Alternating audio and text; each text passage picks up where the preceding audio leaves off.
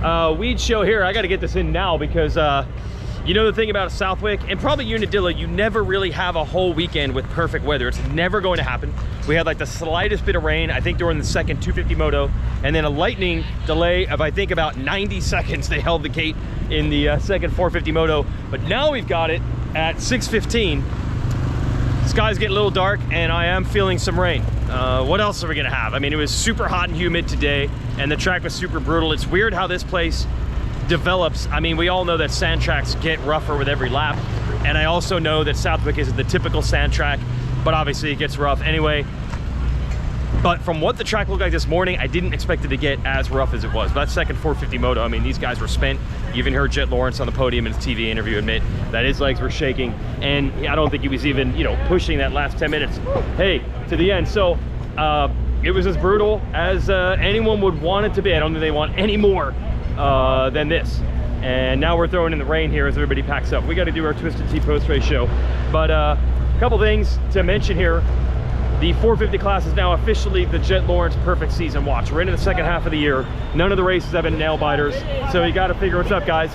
You got to figure it's in play. We're seeing Chase Sexton back, really establishing himself as the second best guy again. But can he sustain these challenges, I guess, is the question to even put some pressure on. That's that. The 250 class now is back to being the traditional 250 class, which is nuts and wild and inconsistent. Credit to Hunter Lawrence for trying to squash the typical 250 nuttiness for as long as he could, keep the lid on that. But due to two things that are barely his fault, I don't think you can really blame him for a first turn crash last week. Certainly can't blame him for an engine problem here, but now it's turned crazy. And not only the points are crazy, but the race winners are crazy. Now Tom Vial has a win, and it was very underrated last week. Vial could have won the overall at Redbud. Crashed into Ryder DeFrancisco. It wasn't really his fault in Moto 1 while running third. Then he crashed again, trying to come back. You put Vial around third in that first Redbud Moto, and then the overall's in play because he got second in Moto 2. So Vial might be the hottest property in the series right now. Kind of underrated. He's 39 points back because he crashed and had problems at round 3 at Thunder Valley. But everybody else is back in it. Cooper's in it. Hayden Deegan's a points leader. RJ Hampshire's in it. And obviously Hunter's still in it as well. But given that 50 points back, the last 2 motos in a row, wow. We'll do more, but let's do this post show before it rains. Be right back. Thanks to DID Chains, by the way, for back in the Weege show. What drives you? They've been doing it for 100 years. It's the chain of choice of Jett Lawrence, the chain he's going to try to use to have a perfect season. Yeah, you don't have to go. Hey, look, we got Jimmy D here on the Weege show. I'm impressed, dude. You're walking around like you're not dead. Like I expected you to be like in a wheelchair at this point. I guess. The legs. Yeah, the second moto I was a little tired. Yeah, but a little tired. I think it's because it wasn't so intense. It was just so hot. So like once you cool down, you feel normal again. It was just when you're out there, you're burning up out there. So I think that's kind of what makes it the hardest is the heat. Really. Other than that, it's fine. Okay, a couple things. You said it's probably not going to be fun at some point in the moto. Did it get to that point where you're like, this is not fun anymore? I probably didn't have fun from lap 2 on every moto. Oh, God. I literally have no fun. And it's because it's so rough, and obviously I want to do well. So the first moto, I had a little bit of fun, but there was so much suffering just to run with those guys. It wasn't like I was comfortable doing it. So it was like, it was really hard, It was what did you end up, 13th? 15th overall. I went 12, 17. But 13th in the first moto? 12. Oh, 12. I was in 11th on Hawkins, last corner, and Swole got me. So I had a top 10 in the bag, which I think if I P1 practice then top 10, it would have been the best case scenario. But I made sure after practice, I said on the podium when they interviewed me that I'm not winning. Everyone better settle their expectations down. I said P15 is a win for me. And I did. You're not one-winning today. Exactly. You did it. I mean, I know. I'm pumped. Honestly, dude. Come here, G. Yeah. Oh, he had to get tuned up quite a bit, I'm sure. Honestly, dude, I don't know if you're going to take this as a compliment or not, but like, top 15? Yeah. In that Isn't class, that where you were? In that like, class. How far off are you from when you were racing it full time? Not much. You were more of a soupy guy. Put it this way, yes, I was. Yeah. Well, I think the difference now is, I'm not in shape because I don't do it full time, but I'm not sick with Lyme. So the tiredness is like normal tiredness like everyone else feels. Where before, I was like, I'm going to fall off my bike. I'm going to die. I have anxiety while I'm riding. I'm weak. I feel like I have Epstein-Barr. Where now I'm like, I'm tired. My feet are off the pegs. Elbows are down, but I can still go. And that's the difference. And that's why I did this. So. Well, now that Lyme is gone, Jamie, I think he needs to come back full time. You see, he's better. No, you cool with that? I think he needs to come back full time. No. This is fun this weekend, full time. The amount of pressure. The Lyme's gone. He's good. He's good. Anyway, that was awesome, Jimmy. Congrats. Yep. Thank you. See ya.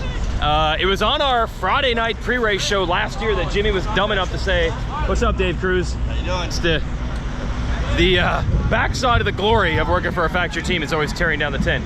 It was on our Friday night pre-race show at this race last year where Jimmy was dumb enough to say, "I'm gonna come back and race Southwick next year."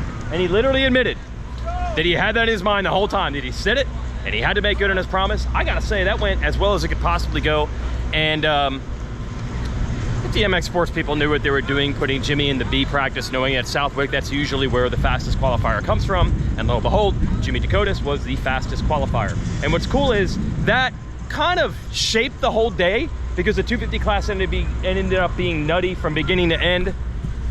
Hey, Decotis in the B qualifying session. I know nothing about I that. kind of feel like it worked. I don't I kind of feel like it worked. Did he Yep. play? I think he played the NESC card. Okay. He's just some random unknown. Who knew he was Yeah. going to be fast? Who knew? He might as well have number 338 instead of 613. He said he retired. Yeah, that was about as good as Jimmy D's ever been. So how about that? Outdoors. So congrats, retired or not. Yeah. It worked. And it kind of set the scene because we had a crazy day from beginning to end with Hunter Lawrence now. Hey, what's up? Good to see you. Get that pod published, buddy. It's going. Hunter Lawrence, this is not his fault. He's spotted everybody 50 points now, and we have an absolutely nuts championship on our hands between, let's see, Hayden Deegan, the points leader, Hunter right behind him. Justin Cooper's somehow back in it after missing a race. RJ Hampshire's had like 17 horrible things happen in motos. He's back in it. Woo! Locals only. Locals only. It was today though. It was a good You got ride. the Canning Speed Establishment shirt I'm on. his mechanic. Dude, you guys repped today. He did. Okay, watched you're just the gonna bike. give him watched it. the bike. That was his best result ever. Ever. Yeah, his Ever. career best. Ever. Yeah. We're taking anybody who needs a fill-in ride. You know, we can. You're work. taking Well, offers. I work for KTM, so I'd like to see him on the gas fill-in ride, or maybe a Cooper Webb. Webb's fill-in not ride. racing anymore there. Yeah, yeah. I'll have to talk to the boss Canning. about it. Well, you guys considering Unadilla at least now in the Canning Speed Establishment? Unadilla's on the schedule for sure. Okay. So you'll take a factory bike if they're when offering. are you gonna come up to see some J Days? I've heard it's the coolest thing ever. You're missing out. Yeah, once my kid, well, he can. Now that I know they have kids classes, it's a pretty We big got haul from North Stasic Carolina. Classics, Yeah. Yep. classes, 50 classes. I heard it's the most electric fun 50 type of classes. racing you It's could do. awesome. Yeah. Sick. We'll get We're there. gonna have one here, I think, in October. I mean, that's pretty cool. We'll get there when it's time, is what I like to say. All right, Easy. congrats to Chris, Have a safe not ride you, home. but Chris. Yeah, have a safe Yes. ride home. Thank you. That's Chris Canning's mechanic. How about the local? Putting it up in the top 10. God, Southwick still delivers like that. Anyway, in the 250 class, all these guys are now back in the championship hunt. Now, there is a chance. I mean, look, this is an anomaly for Hunter Lawrence to have two bad motos like that in a row, and then the second moto, he had the 25th gate pick and a bad start, and it's just hard to come through when you're eating sand on this track.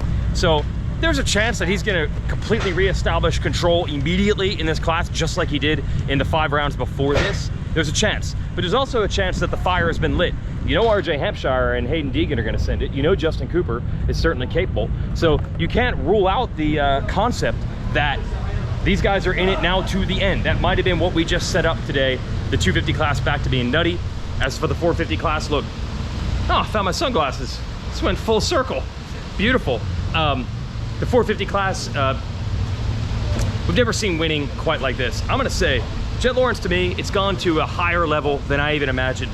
I felt like Jett Lawrence certainly had the potential to be the best guy right now, the best guy of his generation. If you look at the ages of, you know, the 30-something group that's been up front for a long time, the Tomac, Anderson, Barsha group, Ferrandis is almost 30, like, you knew eventually they were gonna be out, and Jett's so much younger that he was gonna be in position, besides Sexton, and his brother coming up, maybe Justin Cooper, guys like that.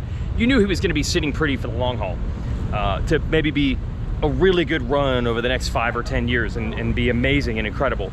I don't know if I had the, are we gonna eventually start having conversations that Jett Lawrence is right up there with the best that have ever done it? I know he's only 19. I know it's only his rookie 450 season, but I think the level of expectations of where he can go and what he can do, I don't think we can find a level that's too high now. This is, I guess, the definition of the term sky is the limit. If he has a perfect season, and like this, where he's doing it with seeming ease, like just managing it the whole time, as a rookie, I mean, why not? Why not start having this conversation of where could he end up by the time this is over? That's how good he is. Racing's weird. Sports are weird. Just look at what happened to his brother. I always say everybody's one turn away from a torn ACL and a missed season immediately. I don't want to start predicting things out of hand, you know, until they actually establish themselves over a long period of time. But this is something that I never thought we would see again. In fact, on my own YouTube channel earlier in the year, I put a video out saying when we saw James Stewart go into the Hall of Fame, that we're living in a post-GOAT world. When we saw Stu and RC and Jeremy McGrath take it to the highest possible level, and we might never see that type of level again. We might be seeing that level. We'll find out. We're going to Millville next. Thanks for watching the Weege Show, and thanks to DID for backing us.